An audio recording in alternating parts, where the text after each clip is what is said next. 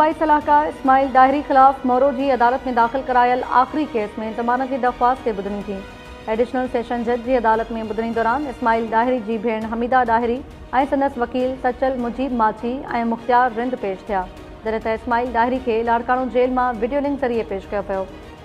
Ismail दाहिरी video link ते पेशी दौरान अदालत खे दाह ॾींदे चयो त जेल अंदरि मूंखे तशद्दुद जो निशानो बणायो पियो वञे ऐं अदालती हुकुम बावजूदि घर भातियुनि सां मुलाक़ात जी इजाज़त न पई ॾिनी वञे। इस्माइल दाहिरी चयो त मां दिलि जो मरीज़ आहियां, पर इलाज लाइ जेल अंदरि दवाउनि समेत का बि सहूलियत फ़राहम न पई कई वञे। अदालत इस्माइल दाहिरी जी दाह ते लाड़काणो जेल इंतज़ामिया ते सख़्त कावड़ ज़ाहिर कंदे हुकुम ॾिनो त इस्माइल दाहिरी खे इलाज जूं समूरियूं सहूलियतूं फ़राहम कयूं वञनि ऐं खेसि वारिसनि सां मुलाक़ात कराइण जो बंदोबस्त बि कयो वञे।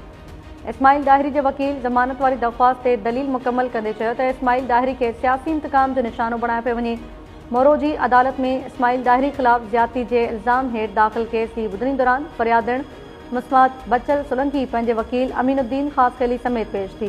फ़रियादी धुर जे वकील पारां दलीलनि जी तयारी लाइ मोहलत घुरण ते अदालत केस जी ॿुधणी 31 दिसंबर ताईं मुलतवी करे छॾी ऐं ज़मानत वारी दरख़्वास्त ते फ़ैसिलो बि साॻी तारीख़ ताईं महफ़ूज़ करे छॾियो।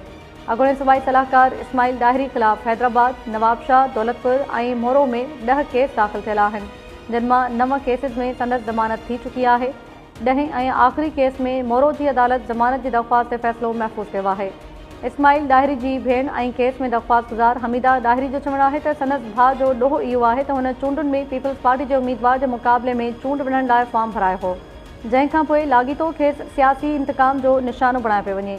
हुन चयो त इस्माइल दाहिरी ख़िलाफ़ दाख़िल करायल समूरा केस कूड़ा आहिनि ऐं उमेद आहे त अदालतुनि मां इंसाफ़ मिलंदो।